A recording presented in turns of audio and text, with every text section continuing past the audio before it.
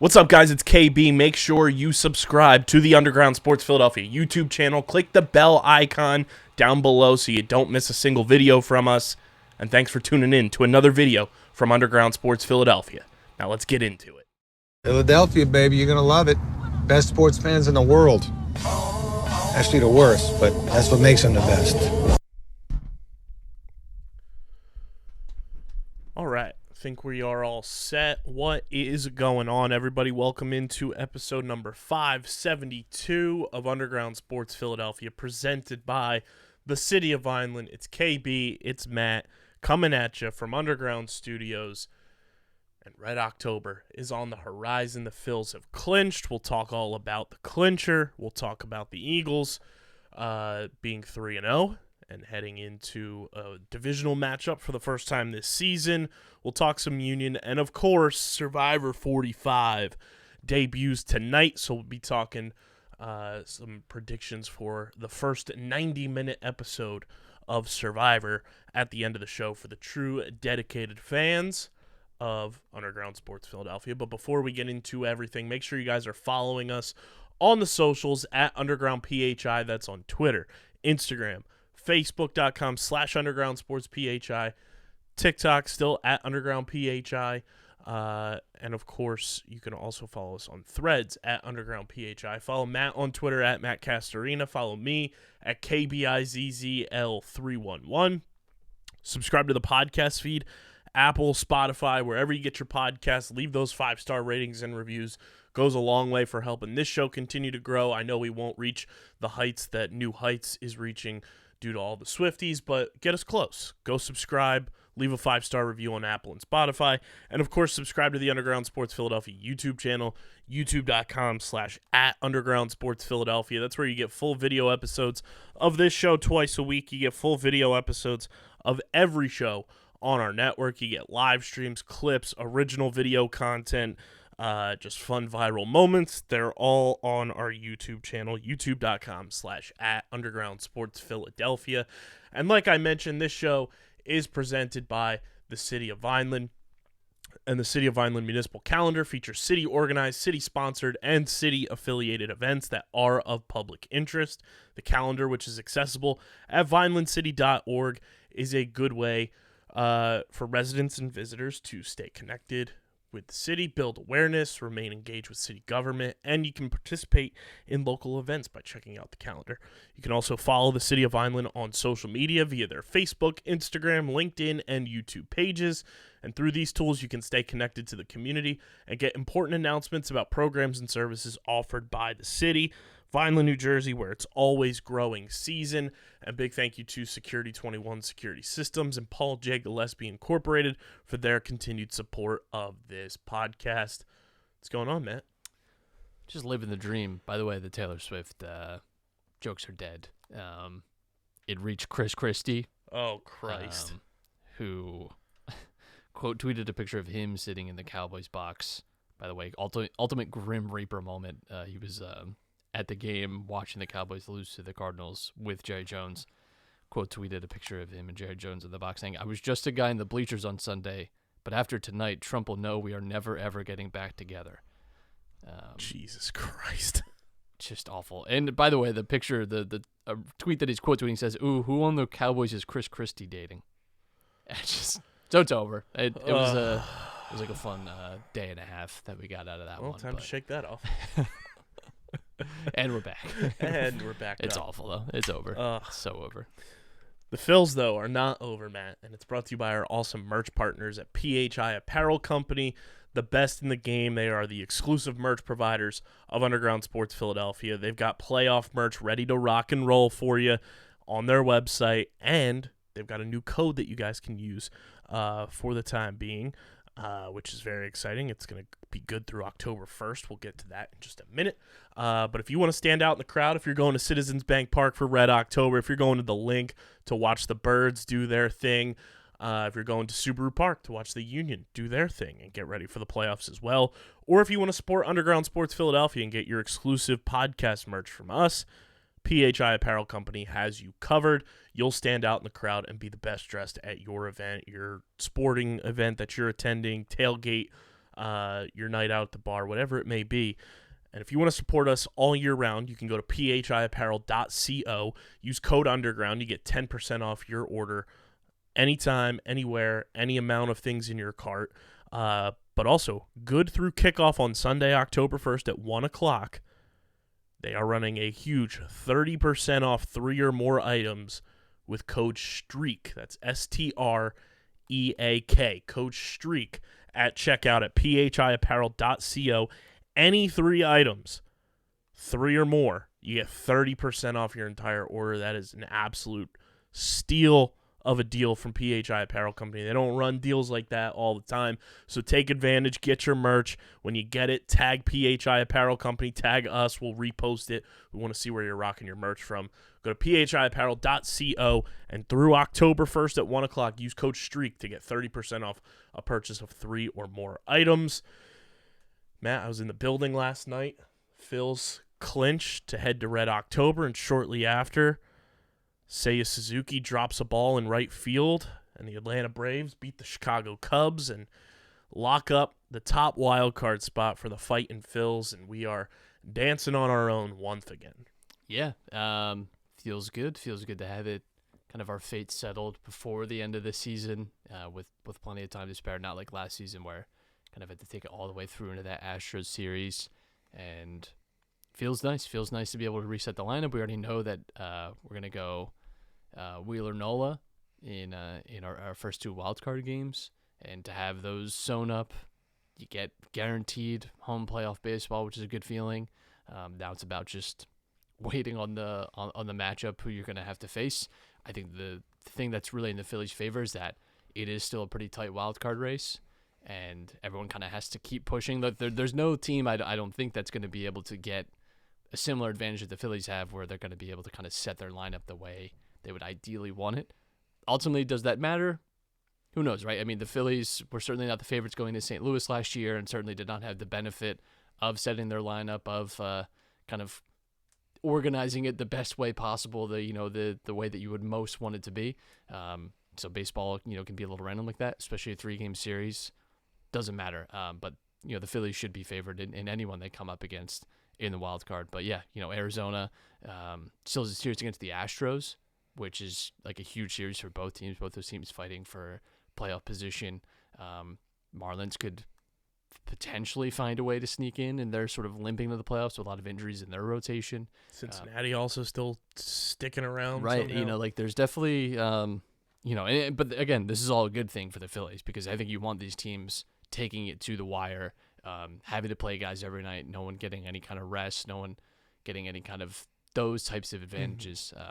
So yeah, it's good news all around for the Phillies, I'd say. Are we still pulling for the Cubs to get that number 2 wild card spot?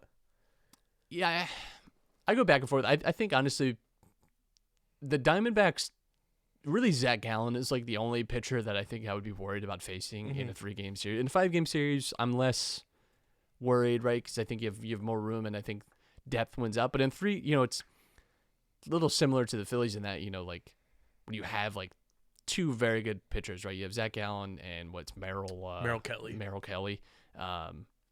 Those are 2 like very good pitchers, and like that could be meaningful. And especially too, if like, let's say, Zach Gallen is starting game 2, Merrill Kelly's maybe starting game 3, potentially, right? Depending on rest. Likely, maybe yeah. Merrill Kelly starts game 1, but like that's a potential rough spot. I just think we've played the Cubs better this year, and I to me just seemed like a team that I personally just feel more comfortable beating. I think we can beat any of the wild card teams. I believe that about the Phillies. I think they are the best wild card team. That's why they've already sewn it up. Like, I think that is bared out. That doesn't always mean though that you win the series, right? And again, I can't trust enough a 3-game series. I'm sure the Cardinals felt very confident coming into their series last year, and they felt like they had a very good chance of advancing, and never even got to see a win. So and I mean, let's not forget too, up until the 9th inning of game 1, it did not we were sweating it out at a wedding. It did not seem like the Phillies were going to potentially win a playoff game. Like it really could have. I think you lose that game, maybe you just get your 2-0 and you're out, and none of it. So I don't know. It's playoff baseball can be a little bit of randomness at times, and obviously having it at home though is a big advantage. Being able to set your lineup is a big advantage, and they also have, roughly a week now to also figure out. I think they're sort of thinking around the edges, like who's your third starter. Is that third starter going to go like 4 or 5 innings? Are you going to do something like that? Like, is it Taijuan Walker? Is it Sanchez? Is it Suarez? I think there's a Lorenzen. Yeah, it's honestly, you have a lot of questions. I think and those are, I think, not bad questions either to have. And I think Rob Thompson said it this morning with his interview that he always does on WIP that if it does get to Game 3, Ranger Suarez is the starter unless they need to use him out of the bullpen in either Game 1 or Game 2. So we'll see how that all kind of plays out. And if you're getting the Aaron Nola that we had last night in the playoffs, I'm feeling even better about this team because watching him pitch last night, I was like, oh, this is Aaron Nola that we had pretty much all of last season dialed in. A bunch of people around me and in group chats that I'm in, they were like, why are we taking Nola out right now? Like, he's pitching so well. And then, we go on to win, but it was one of those things that, like, this is the Aaron Nola that we need at this point in the season to be dialed in and finding his spots. And, he gives up the 1 home run, but overall, that was a phenomenal Aaron Nola start last night. Yeah, and that's kind of been it with Nola this year, though, as you've seen some of the good moments from him, but you've seen some of the bad. Like, he's been a little consistent this season, and I think my concern with him is mostly just getting deep in games. Is usually we see, like, self-destruct button in the 6th, 7th inning, but the Phillies, I think also you could say, have better pitching depth this year than as compared to last year. I think this is overall a more complete pitching depth, and I actually think it's, we talked so much in the aftermath of the World Series. That was the massive difference between the Astros and the Phillies was starting rotation, and the fact too that you could tell Wheeler and Nola were really kind of on fumes at that stage of the season. You've been able to manage them a little better this year, and again, you're going to get an extra day of rest for Nola, I believe, right? Gets an extra day. Yeah, Nola's not going to pitch the rest of the regular season. Wheeler's going to pitch on regular rest because when he pitches on extra rest, he's got like an ERA of like 4.8 versus like 1.65. Right, so just run him hot.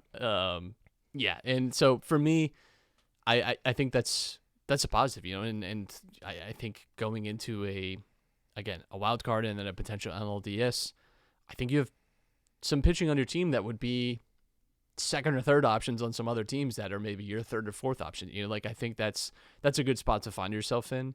And I feel, I don't know, I feel good. I feel happy. I'm glad we're in the playoffs 2 years running. Like we talked about how much we just wanted last year just for them to be in the playoffs. I think we got way more than we bargained and asked for. And so in a strange way, it almost feels like the pressure is like not there this year.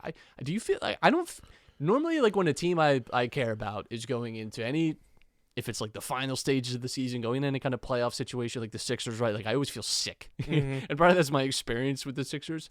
The Phillies are the most, outside the Eagles, the most successful team in my life, pretty much. So most of my memories of Phillies being in the playoffs are pretty good. I got to see 3 Phillies World Series appearances in my lifetime. And they've only made the playoffs 16 times since 1883. Yeah. Soak this in, everybody. Yeah, what? This is sixth sixth time seeing them in our... So there was 4. We had 5 from 07 to 11. And then now 7, right? And then 2022, and so this will be 7. So we've seen almost half of the Phillies playoff appearances in our lifetime too. I was even born for 93. So yeah, I was 2 weeks later. Just missed Joe Carter creating a core, infant memory, but yeah. So I just, for me, like it feels nice. I don't really feel any kind of, I don't know how you feel about it, but I really don't feel any type of pressure. I think it's also the wild card round. It doesn't really set in, I think, until you're actually playing it, but like it never feels as daunting because it's like the 3-game series kind of goes both ways. It's like it's a 3-game series, but then it's like it's a 3-game series. There is like instant jeopardy because if you lose game 1, it's like, oh, shit. Like, it's now all of a sudden you are, like, really backed into a wall. But, I don't know how you feel if there's any kind of pressure here. It eerily kind of is reminding me of, like, the Eagles playoff run last year, where, like, even though the Phillies aren't the top seed, they're not going to have the bye, which I'm totally fine with, because what we saw last year, the bye can kind of hurt you more than it helps you. But, like, I feel like it also stems from, like, just the vibe of this team that, like, they have that confidence in themselves, so it trickles into the fan base where, like, we feel like we can beat anybody. And then you have some of the good national media talking about, oh, you don't want – if I'm any other team in the National League, I don't want to run into the Phillies in the playoffs. Like, that's the last team I'd want to see. People talking about how behind the Braves and Dodgers, the Phillies have the best chances to, represent the National League. I feel like it is just kind of the mantra of this current iteration of the Phillies, where it's like, we believe in ourselves. If you don't believe in us, that's fine. We're out to prove you wrong. It's the himbo mentality. Yes. Like, we're just here to play ball. But we got that dog in us. I've said it a million times, but there is something about the mentality of this team that is scary, and that they're a little stupid, and they don't but they don't overthink. In the best way. Listen, this team does not overthink. No. I think some of them don't always think, okay? Like, I think Scooby-Doo was whispering to Nick Castellanos to make that play last week. It's fine, and that's fine. I think, honestly, and we've made this comparison before, but I'll keep making it. They just remind me so much in a very, like, real way of those Cardinals-Giants teams that we had to face, and that they had good players, right? But it never felt like those were never juggernaut teams, but they just had, like, these guys that just took it up to another level in the playoffs. And the Phillies have done that. They've done that all year too. We talked so much about them playing in close games. They're one of the best teams, if not the best team in Major League Baseball, in like the 7th, 8th, 9th inning in terms of hitting and home runs. And they've been, especially, like, the power has really ramped up over the last 2 months. I think there's plenty to feel good about. And I was listening to Matt Gelb talk, and he said he was, like, just kind of asking around, like, national people and, like, people who work in baseball, like who do you think, like, comes out of the NL? And they were like, behind the Braves, it's the Phillies. Like, they like have the Phillies over the Dodgers. And I think it's so weird because, like, baseball, I think it is hard because there's so many games. It's not like other sports where it's like it's hard for me to, like, be super aware of other teams and, like, injuries that they're like, think of just all the storylines from this season for the Phillies and how long it's been and how long June 1st feels. And this is clearly just a team that you just Remember when Bryce Harper wasn't coming back until the All-Star break? It doesn't matter with this team until, like, June 4th. Like, that is when you can start, like, caring. They are the literal definition of the since June 1st statistical Honestly, category. And since June 1st, I think they're like 65 and 39. And that was, like, the same thing last year too. So, but yeah, like, the Dodgers are struggling with rotation injuries, and you're not even totally sure who your game 1 starter is, for the Dodgers, right? I mean, It's not like a clear-cut number 1, that's our guy. Like, is it Kershaw? Is it Lance Lynn? I don't know. The Braves have injuries in that pitching rotation. Charlie Morton's out. I would actually almost even prefer Charlie Morton was playing. He's the only Braves pitcher we've pretty regularly hit well off of. Max Fried has, like, a finger issue. It seems like it's going to be fine by the time they play in the NLDS, but I don't know. It's just... You know what else, Matt? Spencer Strider doesn't like fans in the stadium. I gotta say, I love Spencer Strider. He's, like, the only Brave. Him and Matt Olson. Did you see that clip? I did.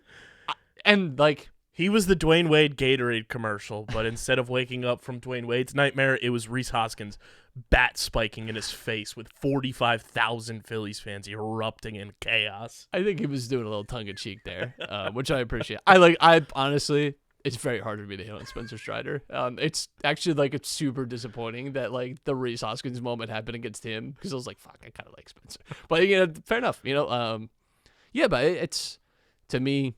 I think I was looking at the Braves, just, like, statistical leaders just to see after the Charlie Morton injury happened. They only have 2 guys that are, like, qualified in, not that this is the end-all be-all, but they only have 2 starting pitchers that qualify in ERA and WHIP categories this year. Yeah, because they also haven't had to They've literally been just throwing out a been one of three-man the- rotation all year. Been one of the best offensive baseball teams ever. They haven't needed to like have guys go long. Like they haven't needed to rely on pitching at any point this year.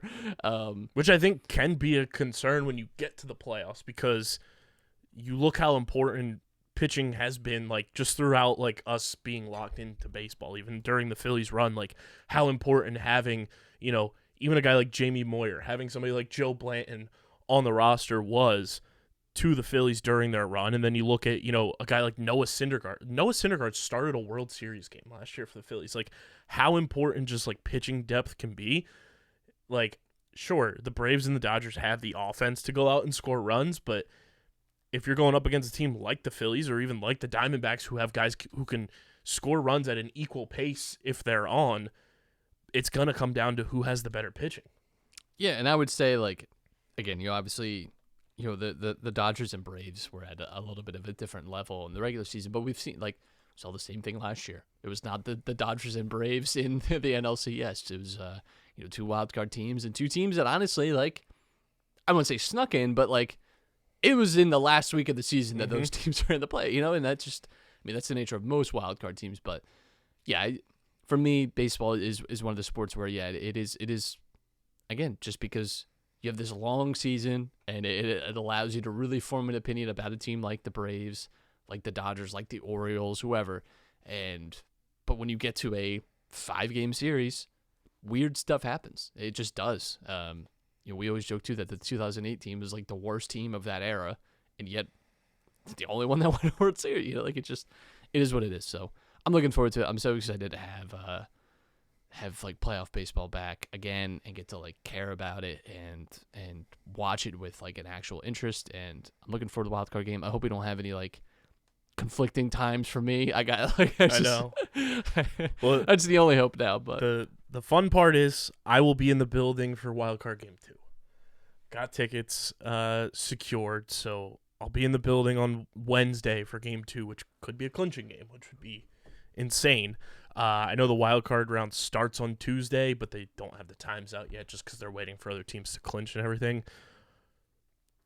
I'm kind of feeling like the Phillies might be like that 7 o'clock start, since they'll be at home and it's like East Coast, and I think they'll give us like the 4, like a 4:10, 4:15, depending on who they play. I think. Yeah, I think especially if we get a West Coast team, though, I think we could get like a 4:10. But it's hard to say because I think it flip flops this year too, which sucks. So we won't have Joe Davis on the broadcast, which is a bummer. The Phillies will be on, I think, TBS this year. That's the Braves network. I don't like. I don't like me. And then the American League is on Fox. So who calls on TBS? Is that I honestly don't. I can't say that I'm like a regular. It's honestly this way in football too. Like I always associated Buck and Aikman with Fox. Yeah. And now like that's not the same anymore either. Now, you know, like it's just all of it. And then I always associated like Collinsworth and Al Michaels with NBC. Like it's all screwy now. It's all messed up. So there's a whole list: Brian Anderson, Bob Costas, Ron Darling, and then at least we'll have a fun like pre and post game show because it's 2 former Phillies and Ernie Johnson, Pedro Martinez, Jimmy Rollins, Curtis Granderson, and Ernie Johnson. That's nice. That's pretty That'll be vibes. Vibes crew right there. So yeah, playoffs start on Tuesday. Hopefully it'll just be Tuesday, Wednesday for the Phillies, and they clinch in 2 and kick it to the NLDS. We've got 4 teams in the National League clinch. We're still waiting on those final 2 wild cards. Braves are in, Dodgers are in. Brewers win the Central, and they are in. And then the Phillies have the top wild card locked in. Right now it's the Diamondbacks and the Cubs if things ended today, which would be very interesting if it ended this way and it's Phillies Diamondbacks, because the Brewers and Cubs play each other in the final series of the regular season, and then having to go right into a playoff series, it's almost like they're playing a 5-game series against each other. Yeah, and I wonder if you get even kind of little, maybe like some kind of gamesmanship there or something. That's going to be interesting. Yeah, I honestly had not even noticed that. The American League is wild, too, in terms of the the wild card race. Yeah, because nobody wants to win that American League Honestly, West. And it would be really surprising if the Astros drop out. That'd be shocking. Honestly, I would love that. I guess they can technically still catch the Rangers too. Yeah. So the division is like technically. I mean, I would imagine the Rangers are. I think the Rangers play the Mariners in the final series. Yep. So the Mariners, like, what if they win? I don't know what the tiebreakers are there. I believe the Mariners have the tiebreaker over the Astros. Okay, but if they like win 3 out of 4 against the Rangers, I don't know who has the tiebreaker over who there, but that would level them up. So if they do have the tiebreaker, I'd have to imagine with the start the Rangers had, depending on when they played, I would be kind of surprised if they don't. But I mean, it's at least an opportunity for the Mariners now to go through. And like we said, the Astros playing the Diamondbacks. It's like 2 like really competitive series there. So the 3-team and 4-team tiebreaker scenarios. Here we go. This was updated an hour ago. So if there's a tie between the Astros, Mariners, Rangers, and Blue Jays, the result is Mariners, Astros, Rangers in, Blue Jays out. I kind of like the Blue Jays. I also found this out the other day. I did not know this. I don't know if this makes me a bad Phillies fan. The Phillies, for like a few years, were like trying to make Blue Jays be a thing for them. I vaguely, only reason I remember this is because in Ashburn Alley, they have like a display of like all the logos, right? Logos, and there's a Blue Jay. One that's a Blue Jay. And I because someone I don't even remember like this last week. I think it was just like I don't even know what I was doing, and I stumbled upon that exact thing. I was like, what? I was like, I don't know that I had ever even noticed that one. I was like, it's kind of a sick logo actually. Yeah. Like I'm kind of pissed the Blue Jays exist because it's kind of like I would 100% buy a hat with that. It's like a sweet old-timey kind of like logo there. But yeah, for like a few years the Phillies were like the Blue Jays. 1944 to 1945. Getting Adolf out of Europe, getting Blue Jays. The war is over and we are the Philadelphia Blue Jays. Personally I just the Phillies have had some very like interesting logos over the years. Yeah. Like the early on like very like Pittsburgh Pirate P kind of vibe to them, and then I don't know the penny press coins. Yeah, I don't know what the Franklin Institute. Seal, like the 1950 to 1969 one is very cool too. Yeah, and then you get into like the retro P. Phil and Phyllis is a good one. I feel like the last 4 are still in like rotation. Yeah, like honestly, it's all. You see all those still like, even like official stuff, pretty regularly. Especially even the Phil and the Phyllis one too. Like I see that see that on hats all the time, like in a team shop. I think I just honestly had it never. Is very strange. It was something that I unlocked in last week. Because wow, I don't think I have ever really reckoned with that. But we should. Let's bring it back. Let's own it. Just. We restore the Blue Jay logo. Let's start an issue, an intercontinental issue. This is an article from 2021 from Phillies Nation. From 1918 to 1942, the Phillies had just one winning season, in which they squeaked out a 78-76 record. I would lose it. And that was like right in the middle.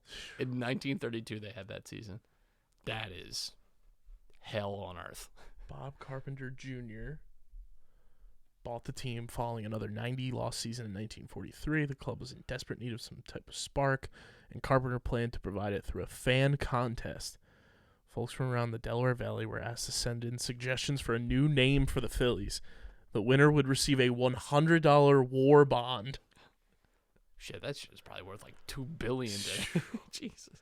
Phillies received 5,098 letters and 634 names, including entries such as Ravens. How many letters? 5,098. That is one thing that shocks me about. Like, I know there was like less people as well, but I just think of like a tweet now will get like 10,000 responses. Maybe that's a high number, but like it'll get like maybe it'll do like 200,000 in engagement, right? When you like do all the views and like likes, retweets, whatever, reposts. 5, like not even 6,000 people on the changing of the team's name. Can you imagine if a major league team now, any team, any professional sports team on the planet was allowing a fan contest to make up a name? It's only pulling 6,000 responses. I know you had to write a letter and mail it, but that's how people communicated back then. 5,098 letters and 634 names. That's a terrible ratio of unique names, too. Including ravens, unicorns, bell ringers, daisies, and stinkers. Stinkers is funny. Mrs. Elizabeth Crooks' suggestion. We could have been the unicorns. I'm mad. Of Blue Jays was the winning entry. She believed that this new name would be the change that this team badly needed, according to the Eugene Guard. Quote, Mrs. Crooks chose the name, she said, because it reflects a new team spirit. The Blue Jay is colorful in personality, and his plumage is a brilliant blue, a color the Phillies could use decoratively and physiologically. His fighting, aggressive spirit never admits defeat. You know, that's honestly... So I'm mad because Toronto was like an expansion team. So 1976, out of over 4,000 suggestions. So the Blue Jays, in making their team in 1976, out of over 4,000 suggestions, 154 people selected the name Blue Jays. In addition, the team was originally owned by the Labatt Brewing Company, makers of the popular beer Labatt Blue. So now, like, it's hard. We'll never unseat it, but we were first. We should, man. Well, now I'm honestly hearing that woman's description, like I'm in on bringing the Jays back. Here's why it got confusing. So the logo of the Blue Jay was added above the 2 L's in Phillies on the jersey, as well as on the front left sleeve. John Hopkins students did not appreciate the Phillies' use of their school nickname. Christ off, shut up. The legendary Grantland Rice wrote in the Harrisburg Telegraph that, quote, the Blue Jays belong to Johns Hopkins. Johns Hopkins is one of our greatest medical and collegiate centers, far more important than the Phillies can ever hope to be. Even if they win a pennant and a World Series, they are still the Phillies, and they always will be the Phillies, win, lose, or last, and usually last. Kind of ate right there, I'll be honest. Kind of cooked. Unfortunately, Rice was correct in his assessment during that time. In the 2 seasons that the Phillies would use the Blue Jays name, they once again sat at the bottom of the National League. In 1944, they finished 61-92, followed by a 46-108 record in 1945. Wow. The Blue Jay was not the answer to the Phillies' problems, and after confusion and frustration from the fan base, the team removed the Blue Jay from the uniform in 1946. It wasn't until after that experiment in 1950 that the Phillies would see the light of day and win the National League pennant. Okay, I have 2 thoughts. First of all, John Hopkins, get over yourself. No one cares. Honestly, no one cares. The only person who cares about John Hopkins is people that went to Johns Hopkins. That is it. Like, no one is like, wow, awesome. That's really good. No one cares. All right? Irrelevant to me. Irrelevant. Number 2, I'm sorry that we sucked during the interwar years because we had a bunch of patriotic men going overseas. You have Ted Williams. Ever heard of him? He wasn't a Philly, but spiritually he was. Okay? Spiritually, sorry that we were committed to the country, unlike these fickle Baltimoreans and John Hopkins. What did Baltimore do during the war? Nothing. Weren't killing Nazis. Sure weren't. I'm sure the Phillies, and this is just my headcanon, and no amount of facts will dissuade me, sent the most players overseas to fight the Nazis. And you know what? I think that's more important than winning a pennant. And really, you could say they saved more lives than anyone from John Hopkins ever has. I'll say that. Where they make doctors? Cool. They hit dingers? I think not. I rest my case. Bryce Harper has done more for our planet and our country than anyone from John Hopkins. 100%. It's like the Drake meme. Create doctors? I'm going to look up famous John Hopkins alumni. I know one. Oh, Alger Hiss. Yeah, awesome. Great name to be associated with. Alger Hiss. Known as communist spy defector. Honest, I'm going to be so honest. I do not even recognize any of these others' names. I'm not even trying to flame. There's only 2 Johns Hopkins alumni that I know, and it's simply because lacrosse, right? Of lacrosse, and they support our show. Shout out Paul Rabel, Kyle Harrison. Dude, I'm being so honest. I'm looking at these names. I don't. There's not one. There's not one that I'm like, oh, I at least I've heard that name. Wolf Blitzer, awesome. Yeah, cool, man. You get Wolf Blitzer. All right, they got Wes Craven. That's kind of crazy. Wes Craven went to John Hopkins. What the hell? John Dewey. Oh, James McPherson. I love James McPherson. Fuck. Damn it. God damn it. Honestly, though, like, this is really not that. Woodrow Wilson. Yeah, awesome. You got Woodrow Wilson. He showed Birth of a Nation and had Klansmen at the White House. There's your legacy, John Hopkins. Abel Wohlman, water treatment expert. That's your notable alumni. You got him on the same list as our president. Abel Wohlman, water treatment expert. What? Come on. There's really not a lot of other names. I'm not Caleb Deschanel, cinematographer. What did Caleb Deschanel? Couldn't tell you. I'm just so in now on just absolutely shitting on John Hopkins. Okay, he's been nominated for the Academy Award for Best Cinematography 6 times. Fuck. Okay, maybe he's kind of good. But what for? That's it's hard to say.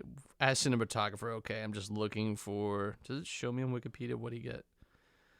He was cinematographer Abraham Lincoln Vampire Hunter, which was actually a sick movie and a cool book. So shout out to that. Passion of the Christ. Question mark? Questionable. National Treasure, same year. National Treasure, Passion of the Christ, same year. 2004 was very weird for Caleb Deschanel. Not a lot of ones that really jump out at me, though, to be honest. He did the 2019 Lion King, sold out for Disney money. The soulless animated one. I don't even know. The fact that movie is a top 10 grossing box office movie of all time is absurd. I'm not trying to hurt any feelings, but I hope anyone isn't upset when I say it. It's because of Disney adults that can't let go of their childhood and need to see every Disney piece of media that exists at all costs. It's like, you've seen this movie. I don't know how to tell you this. Like, this is not what we need to be doing. But all right. You got like 2 notable alumni. And I'm going to say, like, if you got notable alumni, it's got to be better than Wolf Blitzer. All right? You got one pretty shitty president and like 2 historians that I really like personally. I think they're really awesome. And Wes Craven. You got Wes Craven is your best alumni. All right? And that's pretty much because he gave us Scream. So there you go. Hope you enjoyed that tangent.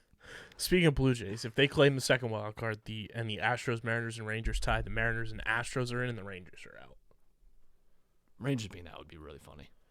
And then if the Astros win the AL West, the Mariners, Rangers, Blue Jays tie. Rangers and Mariners are in, Blue Jays are out. The real fun situation would be Rangers win the AL West, Astros, Mariners, Blue Jays tie. Mariners and Blue Jays are in, Astros are out. That's what we really need.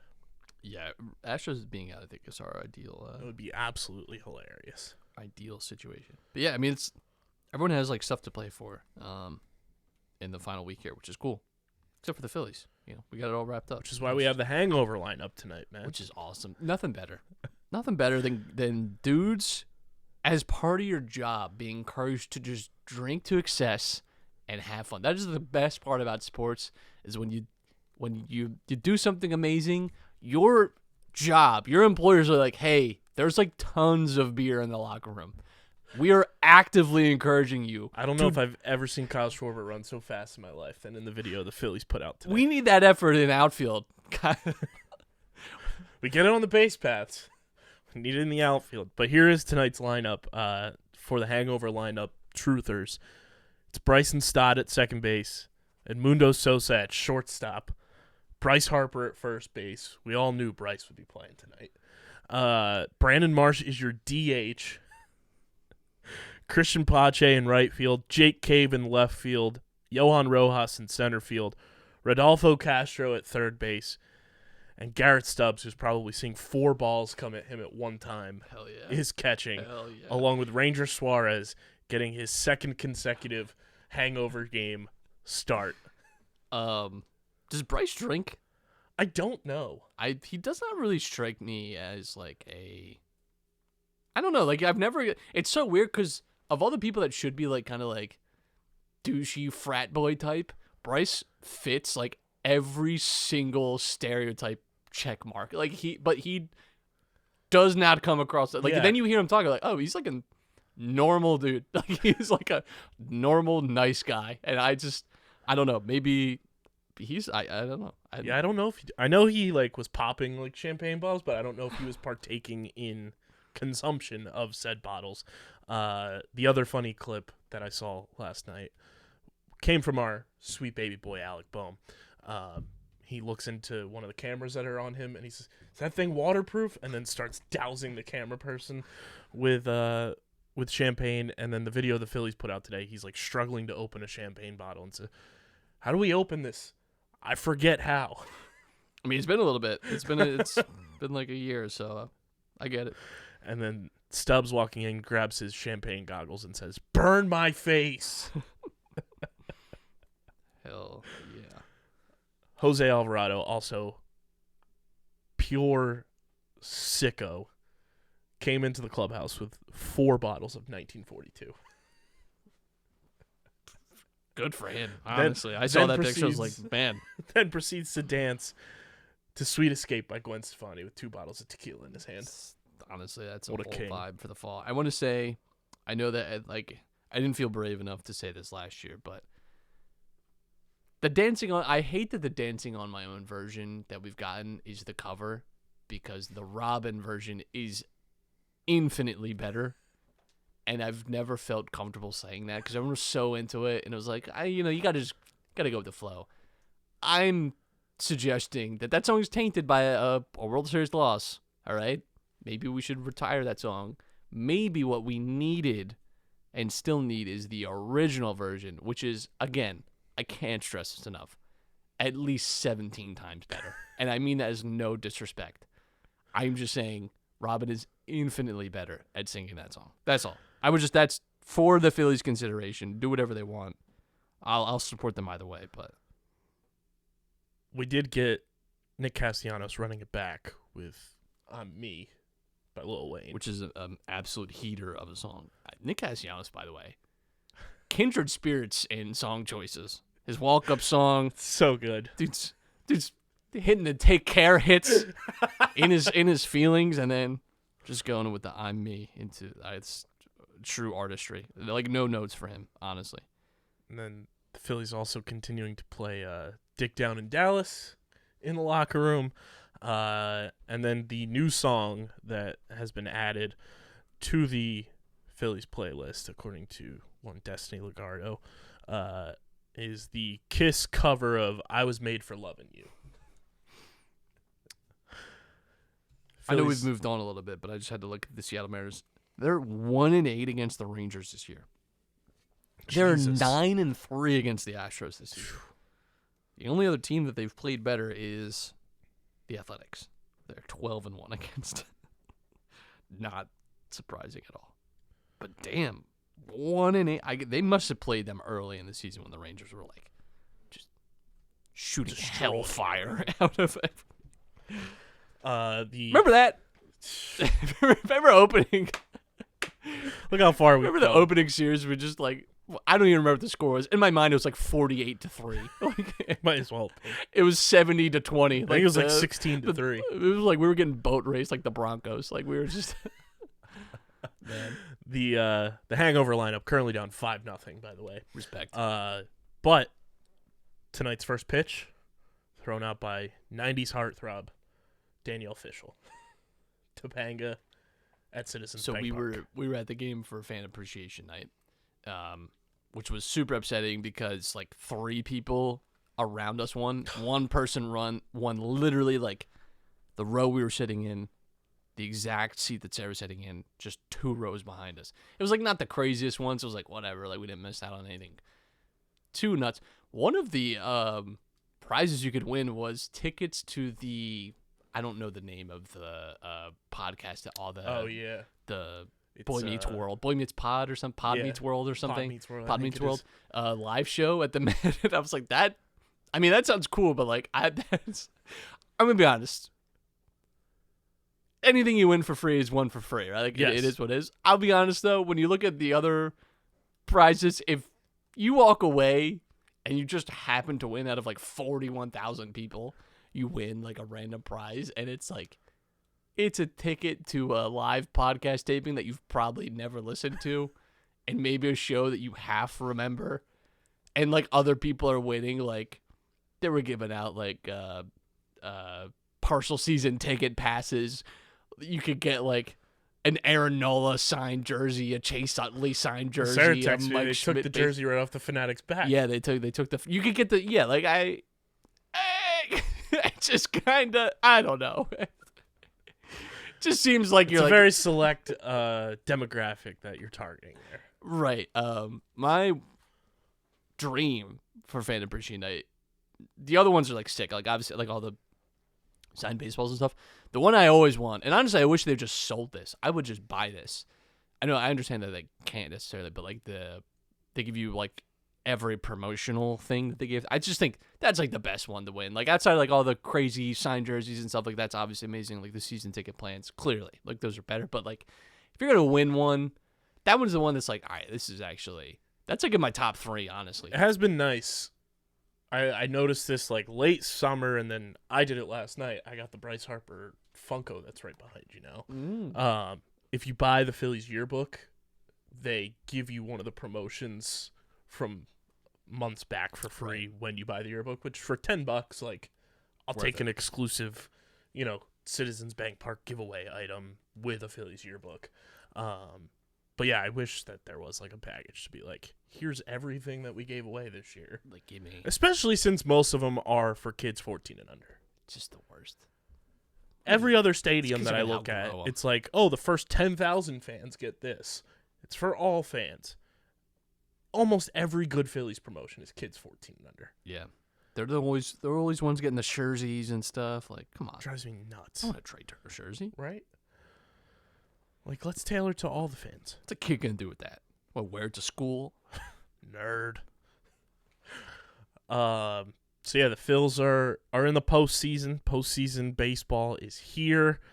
It's gonna be an absolute time and a half. And I was at the game last night, walking back to my seat after I got something to eat, and my like seat usher was like, I wore the shout out Foco link in the description to get your overalls that Garrett Stubbs wore in the locker room. I wore them to the game last night.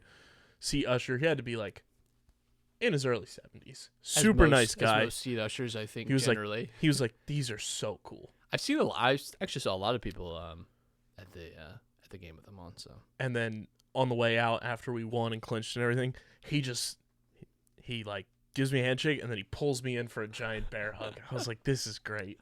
This is great. Those people have the best job in the world, man, honestly. It's spectacular. So yeah, Phils are in. We're gearing up for another postseason of Phillies baseball here on the podcast. And if you followed along last year, it was a ton of fun. So hopefully you do the same with us this year. Quick rundown of the run differentials brought to you by Tomahawk Shades, best small batch eyewear in the game. You guys can go to tomahawkshades.com or download the app and use promo code USP for 25% off your order at tomahawkshades.com or in the Tomahawk Shades app. Right now, the Atlanta Braves at 101 and 56, Matt. They are at a plus 231 run differential. The Fightin' Phils, who we might see the Braves later on this month, or I should say later on in October, 88 and 69. They have a plus 81 run differential. The Miami Marlins at 81 and 76 have scored 651 runs, the fewest in the division, and are at a negative 60 run differential. Jesus. The Lowell Mets at 72 and 85 have a negative 11 run differential, and then the stolen franchise Washington Nationals at 69 and 89 have a negative 144 run differential. Colorado Rockies have hit the 100 loss mark on the season. I don't know, Matt. They're creeping in. 921 runs against.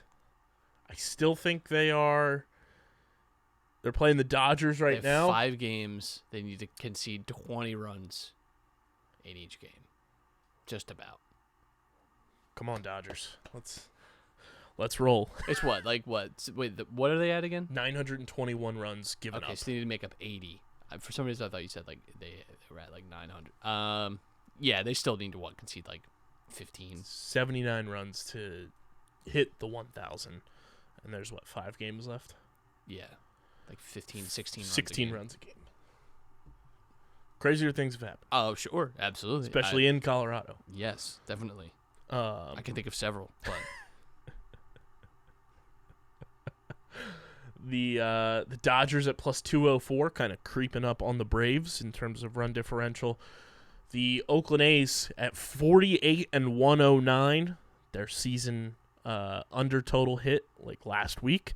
They've given up 902 runs on the season. Have the worst run differential in baseball at negative 334. Across the board, everything looking pretty similar. Only 3 teams have clinched as well in the American League playoffs. It's Tampa Bay and Baltimore still fighting for who wants to win that division.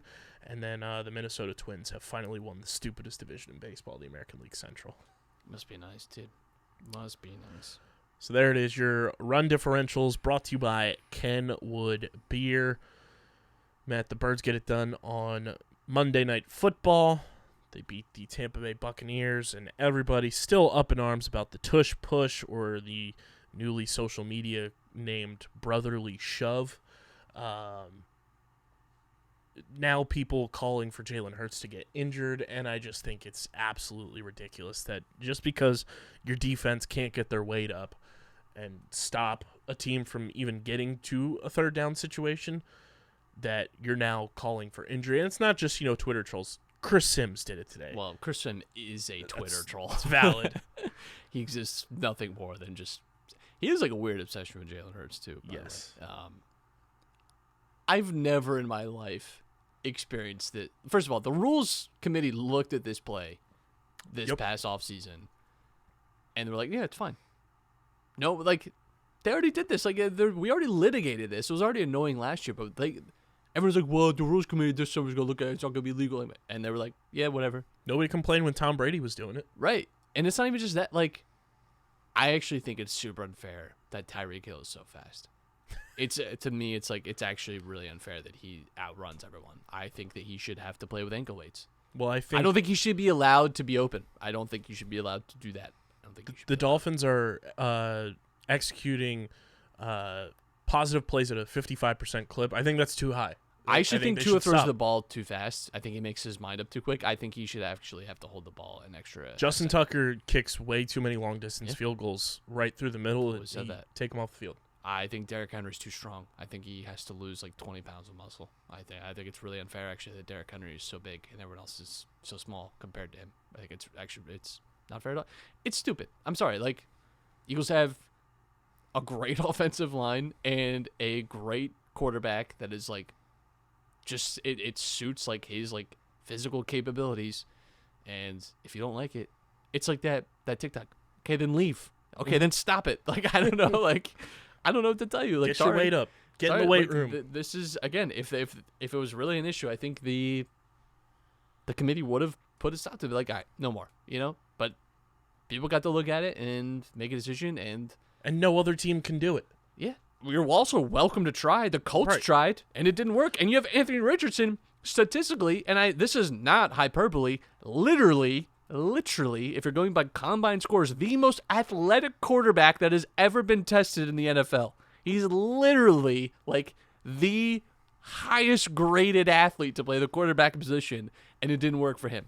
So I'm sorry. Like, you know what? Maybe the Eagles just got something figured out.